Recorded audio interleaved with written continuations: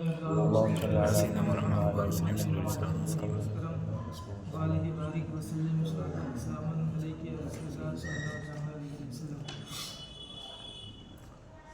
حضرات، یہ کھانا پینا انسان کی ضروریات زندگی میں سے ایک اہم ضروری چیز ہے. اسی ضرورت کو پورا کرنے کے لیے انسان اپنے کتنی مشکلیں برداشت کرتا ہے، کتنی پریشانیاں اٹھاتا ہے 2 وقت کے کھانا کا انتظام کرنے کے لیے. یہ ہم سب کرتے ہیں.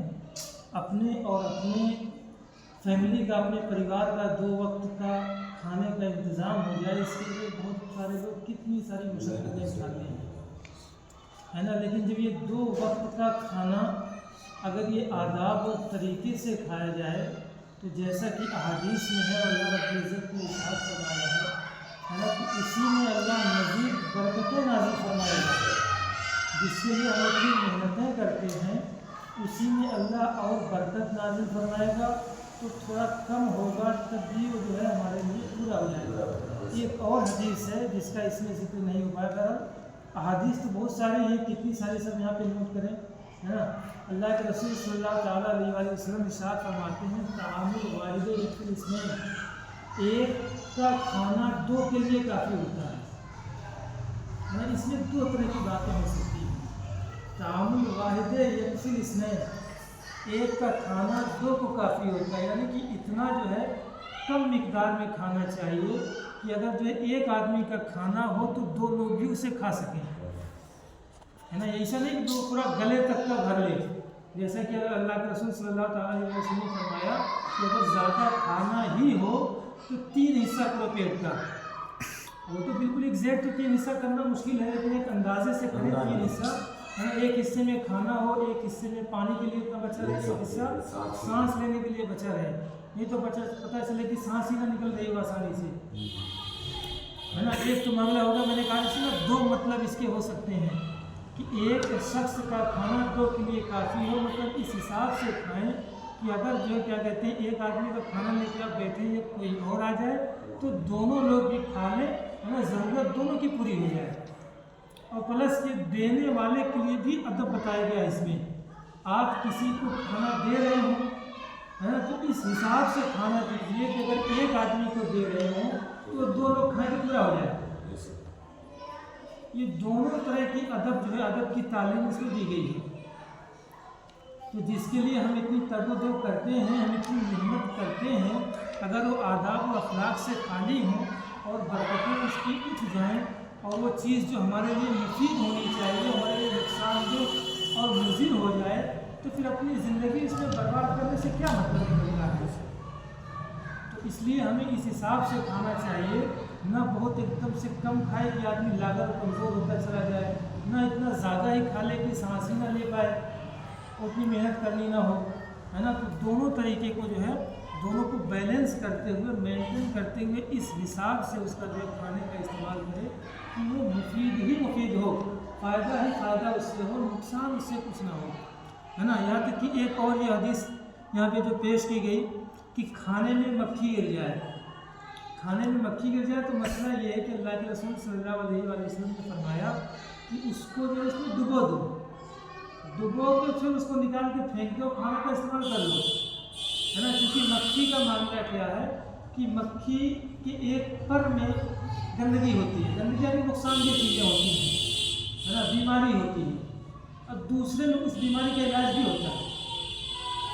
تو جب مکھی گرتی ہے تو اس کی عادت یہ ہوتی ہے کہ جس پر میں بیماری ہوتی ہے وہی نیچے کرتی ہے. تو آپ پورا کر دو گے تو وہ تو بیماری اور معاملہ تو ختم ہو گیا ہو، اب اس کو استعمال کر سکتے ہیں. تو اس حدیث سے بھی کھانے کی قدر سمجھ میں آ رہی ہے نا کہ آپ کھانے میں گر گیا تو مطلب یہ نہیں کہ آپ اس کو پورا پھینک ہی دو. یہ تو ایسے حقیقت اگر جو ہے آپ لوگ خود جانتے ہیں، ہر کوئی جانتا ہے نا. حقیقت ہی دیکھیں، ہوٹلوں میں کہاں شادیوں میں کتنی جگہوں پہ کتنی مکھیاں مچھر گرتے ہیں. کوئی مطلب کیا ہوتا ہے، وہاں سے پوچھ دیا جاتا ہے، کھا کے چلے جاتے ہیں. وہ تو جب تو کسی کے سامنے گر گئے تو تمام نخرے لوگوں کے نکلنے لگتے ہیں، ہے نا. تو یہ مانا ایک تو ایٹیٹیوڈ ایک آ جاتا ہے ان کا.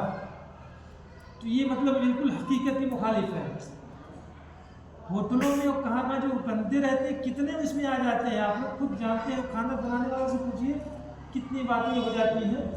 तो ये जो क्या कहते हैं छोटी छोटी चीज़ें जो इंसान के साथ लगी रहती हैं, वो जो क्या कहते हैं चावल के साथ जो होते हैं, दाल के साथ कुछ होते हैं, ये तो आमतौर पे हमारे खाने में पड़ते रहते हैं ये। अब इनसे अगर हम खाना ही छोड़ने लगे तो कितनी नाकदरी होगी जो रिस्क की, तो फिर हम खाएंगे क्या? ऐसी कोई चीज़ अल्लाह के रसूल ने नहीं बताया कि मतलब जो क्या कहते हैं इंसान कर ना सके, है ना। लोग करते हैं लेकिन बस एटीट्यूड आ जाता है कहीं किसी के सामने तो अलग सी बात हो। तो ये एटीट्यूड क्या कहते हैं, ये क्या कहते हैं तकब्बुर और घमंड की निशानी है।